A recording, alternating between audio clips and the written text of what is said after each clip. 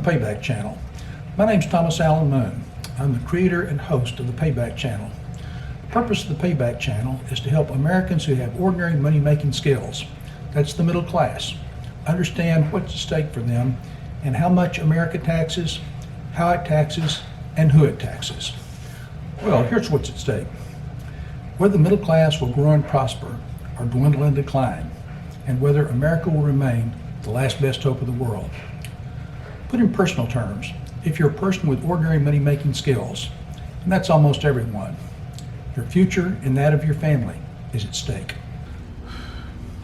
Americans with ordinary money-making skills, low and middle-income Americans, are the heart and soul of America's middle class and make up the overwhelming majority of its workforce, consumer base, and electorate.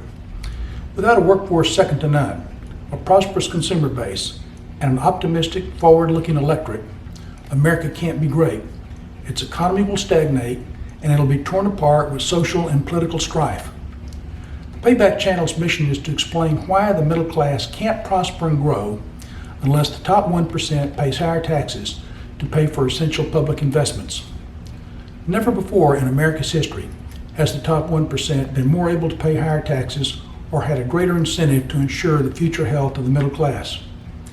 As a part of this mission, I've written a book, Payback: Why America's Top 1% Must Invest in the Rest, to explain why the top 1% must pay higher taxes. Neither the Payback Channel nor the book is a commercial venture. The book, including its sources and related essays, is on a website available for all to read and download free of cost, and the views expressed on this channel are free from all commercial involvement of any kind. It's a good guess that Americans with ordinary money-making skills comprise at least 3/4 of all working-age Americans. They're the backbone of America's middle class. America's greatness arose because it has the largest and most prosperous middle class of any nation in history, and its greatness depends upon its middle class continuing to grow and prosper. For those who do have extraordinary money-making skills, and for capitalists who've been made wealthy by the return on their capital, they should imagine how much money they'd make in an America whose middle class has become demoralized, devolved into an ill-equipped workforce, lost its purchasing power, and splintered into warring social and political tribes. In such a world, the economy will decay, and everyone, both the well-off and not so well-off, will suffer, and above all, America's greatness will fade into history. Money-making skills are only one aspect of life, and for most people, it's not the most important trait. Possessing extraordinary money-making skills doesn't make a person a good husband or wife, a good dad or mom, a good friend, or an honest and decent person. Many Americans who lack extraordinary money-making skills work hard, play by the rules, are good parents, and are contributing members of their communities. These are the people that make America great. At any point in time, the best indicator of America's social, economic, and political health is the middle class's degree of confidence and optimism about its future. Growing confidence and optimism mean a stronger America, while growing insecurity and pessimism mean a weaker America. Sadly, with the middle class stuck with a stagnating standard of living and fraught with job insecurity, America's growing weaker. America's middle class is too busy coping with life to spend much time learning about taxes, and they pay a price for it. The price for their non-involvement in tax policy is that low and middle and even many high-income Americans both pay more in taxes and get less from government than they should, while those with the highest incomes and greatest amounts of wealth, the top 1%, both pay less in taxes and get more from government than they should.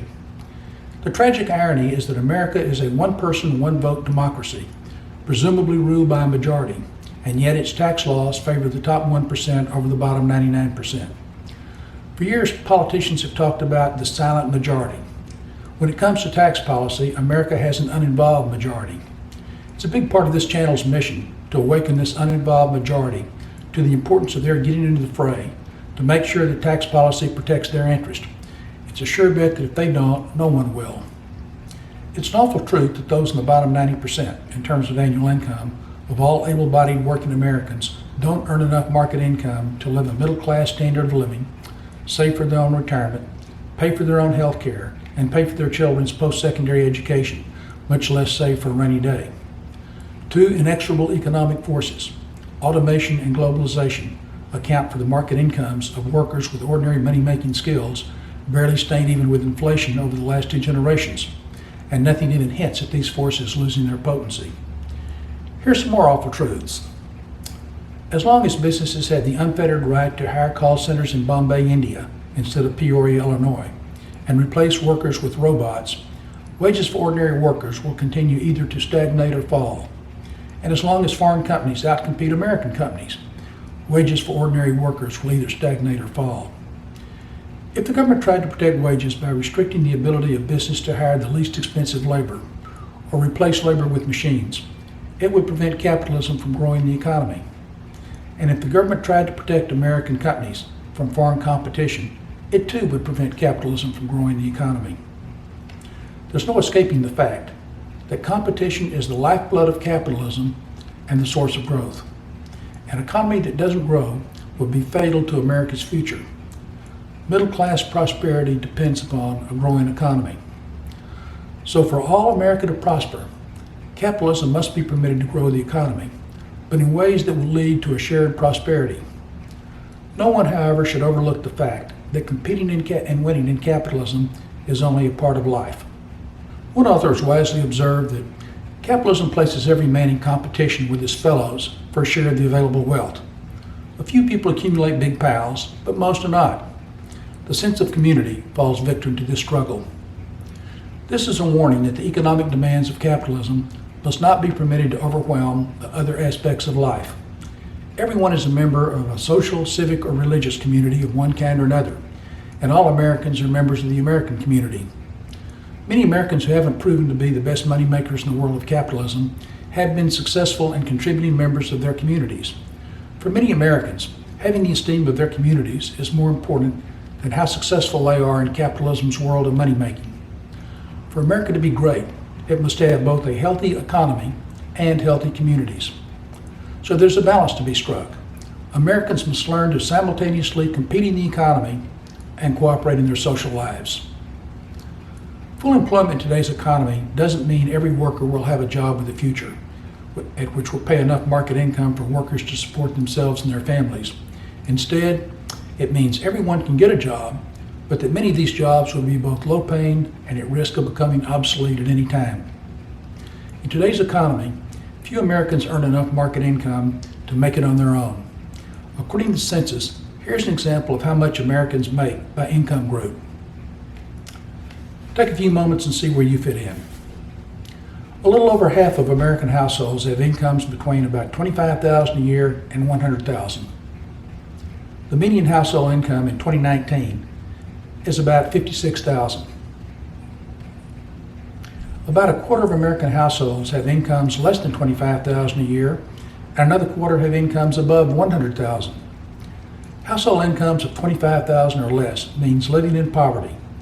Household incomes between $25,000 and $100,000 ranges from just getting by to doing reasonably well. And incomes over $100,000 range from doing well to making it to the top of the heap. Most American households fall in the middle range. They're the core of America's middle class. These American households, for the most part, enjoy a decent standard of living. That is, they live in a nice house, eat good food, have good clothing, have their own transportation, have adequate health care if they don't get too sick for too long, and have a little recreation and entertainment. But if something goes wrong, like unexpected job loss or a serious illness, these households can find themselves in a world of financial trouble really quick. Even if things go well for middle-class families, hardly any have enough left over at the end of each month to save for their own retirement, their children's post-secondary education, or pay for a health care emergency. And few of these families can afford to build up a rainy day fund for when unexpected emergencies pop up.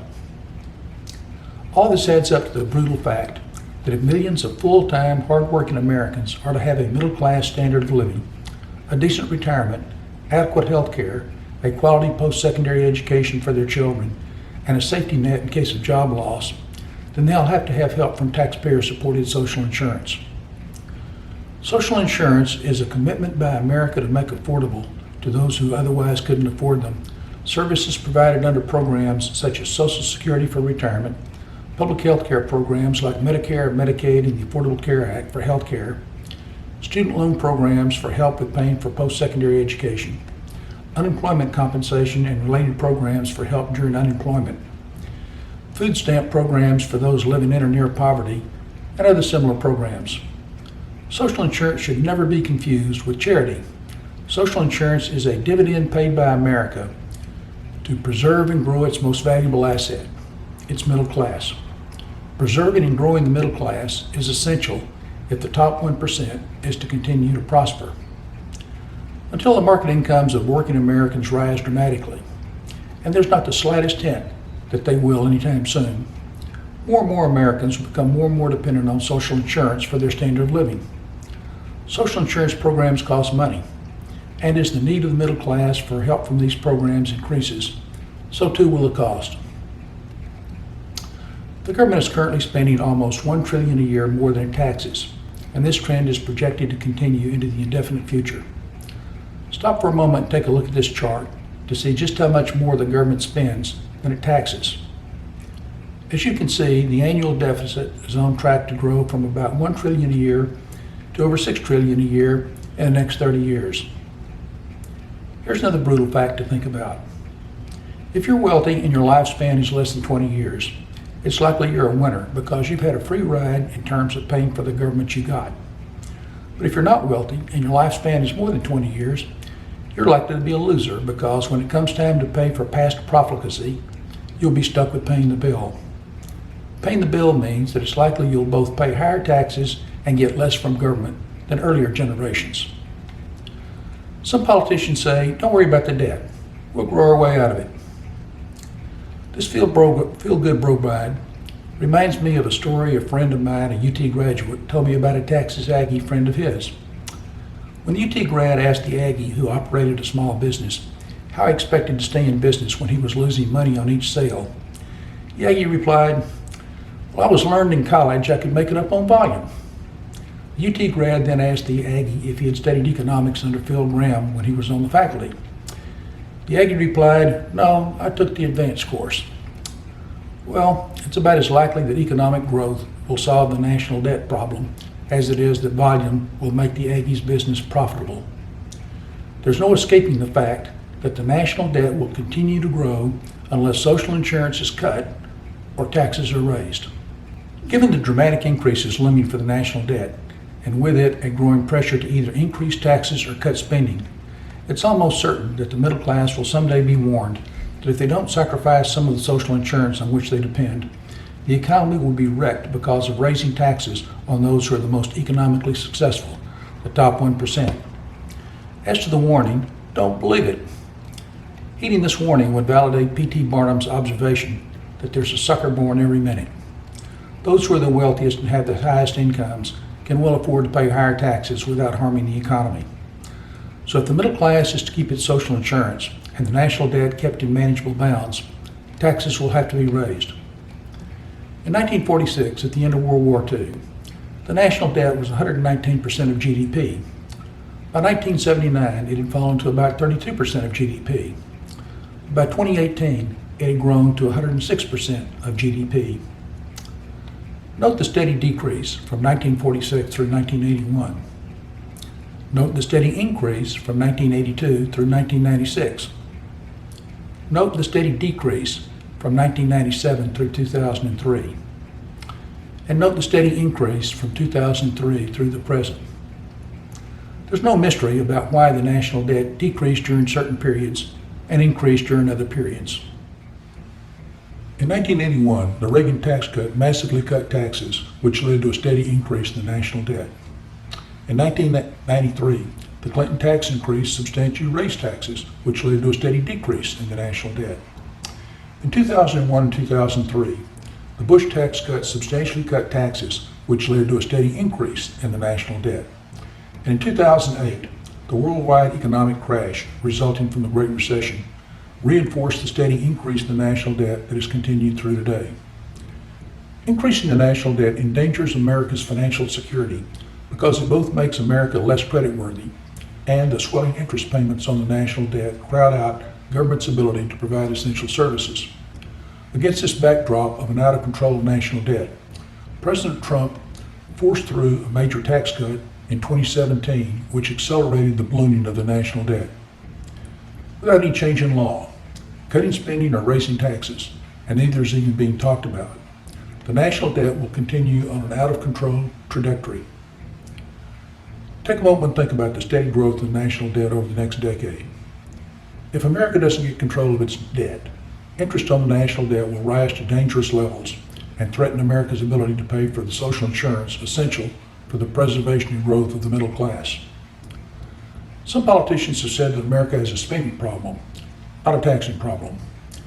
Contrary to what these politicians have said, America doesn't have a spending problem. It has a problem of not taxing to pay for what it spends. Over the last two generations, shares of wealth and income have intensely concentrated in the top 1%, while everyone else has barely stayed even or fallen behind. Take a few moments to track the concentration of wealth at the top since 1979. Note the relentless growth in the share of wealth in the top 1% and the loss of share of wealth in the bottom 90%. Take a few more moments and track the simultaneous concentration of income since 1979. As with wealth, note the relentless growth in the share of income in the top 1% and the loss of share of income in the bottom 90%. Contributing to this concentration of wealth and income, the tax cuts in 1981, 2001, and 2003 all greatly favored those in the top 1% in terms of both income and wealth. Middle-class workers who live from paycheck to paycheck had to spend their modest tax cuts just to get by. But those in the top 1% who already enjoy a luxurious standard of living are able to save and invest their tax cuts. Tax cuts that are saved and invested compound in value, but tax cuts that are just spent on getting by don't. It's no wonder that tax cuts which compound in value over time increase the wealth disparity between the bottom 90% and the top 1%. As we've seen, the period 1980 through 2014 was a period in which both wealth and income concentrated in the top 1%. During this period, the share of private wealth of the top 1% grew by 33%, from 28% to 37%, while the share of private wealth of the bottom 90% fell by 37%, from 36% to 22%. Also during the period, the share of income of the top 1% grew by 96%, from 9% to almost 18%, while the share of personal income of the bottom 90% fell by 16%, from 70% to 59%. In plain language, over the last two generations, the top 1% has gotten much richer in both wealth and income, while everyone else has barely hung on or fallen behind. The explosion of the national debt during the period from 1980 through the present explains much of the intense concentration of wealth in the top 1%. From 1980 through 2014, the private wealth of the top 1% increased by $19.6 trillion in 2017 inflation-adjusted dollars, from $5 trillion to $24.6 trillion, while during the same period, the national debt increased by $16.25 trillion, from $2.6 trillion to $18.8 trillion. Stop for a moment and think. The private wealth of the top 1% grew by $19.6 trillion, or $3.3 trillion more than the growth in the national debt. Imagine if the top 1% could have made a $16.25 trillion one-time payment on the national debt in 2014 and still have been almost twice as wealthy in real terms than they were in 1980. It's worth asking, why have the rich gotten so much richer than everyone else over the last two generations? The rich have gotten richer because globalization has enabled capitalists to replace expensive labor with inexpensive labor, technology has enabled capitalists to replace labor with machines, and tax cuts have enabled capitalists to increase their savings and investments. It's much easier to understand that the rich have been made richer because of market forces such as globalization and technology, but it's hard to understand why the rich should have been made richer by tax cuts that were financed by adding to the national debt. A generation ago in 1999, Donald Trump, then a New York City real estate developer, recognized the danger arising from the growth of the national debt, coupled with a concentration of wealth among the wealthiest Americans, and proposed a one-time fix for both problems. Trump proposed a one-time wealth tax at a rate of 14.25% on the wealth in excess of $10 million of all taxpayers whose net worth was $10 million or more. If Trump's wealth tax proposal in 1999 made sense, Today it would make even more sense because in 1999 the national debt was only 59% of GDP, but now it's grown to 106% of GDP. And in 1999 the top 1% share of private wealth was only 33%, but in 2014 it had grown to 37%. It's both natural and necessary that those who have more talent, exert more effort, and are lucky have more than others. But if they have too much more than others, it can tear a society apart, economically, socially, and politically, leaving everyone worse off. As with most everything, too much of anything can become a bad thing. If the top 1% wishes to continue to prosper, it's in their interest to agree to pay higher taxes to make the public investments necessary to keep America healthy, economically, socially, and politically. Public investments include expanding social insurance to provide low and middle income families with a middle class standard of living, enhancing America's transportation, communications, and information infrastructure to assure that America's goods and services can be efficiently produced and distributed, providing additional resources for public and higher education to ensure that America will have a workforce second to none, and enhancing America's national security infrastructure and military resources to ensure its safety and security and continued world leadership. Without these public investments, America won't be able to compete in the global economy. And as the standard of living of the middle class stagnates or falls, America will be poorer and weaker socially and politically. To strengthen America economically, socially, and politically, and to assure its future as the world's most successful experiment in nationhood, the Payback book proposes an AmeriShare tax based on the following principles. No taxpayer will be taxed into poverty, and no taxpayer will be taxed at a rate that unreasonably discourages them from working for the next dollar. All income will be taxed the same as all other income. No individual or business expenses and no investment in business will be favored over any other under federal tax law. Tax rates will be set so that each taxpayer's highest marginal rate and effective tax rate will be the same. The pre-tax and after-tax pecking order of all taxpayers will be the same. Business profits will be taxed only once. Inheritances will be taxed only once. Except during recessions, tax rates will be set each year to ensure that enough revenue will be raised to reduce the debt to GDP ratio. This channel in the Payback book will explain how implementation of the AmeriShare tax will further the following goals. It will lower taxes for the bottom 90%. It will increase taxes on the top 1% in a way that won't slow long-term economic growth. It will replace political meddling in tax laws with free market forces. It will enhance America's economic security by reducing the national debt to a manageable level. It will dramatically simplify taxation. For almost everyone, learning about tax policy is like going to a pricey steakhouse and ordering spinach as your main course. It's not as tasty as steak, but it's good for your long-term health. Knowing that learning about tax policy is unpleasant at best. Each episode of the Payback channel will be in bite-sized portions and focus on the most important facts. Those who are willing to learn about tax policy and who make decisions about taxes based on facts, some of which will be quite uncomfortable, should find this channel worth following and the Payback book worth reading. So for those who are interested, in the next episode, I'll explain who I am, what my experience is, and why I've written the book and created the Payback channel. Thank you very much for watching.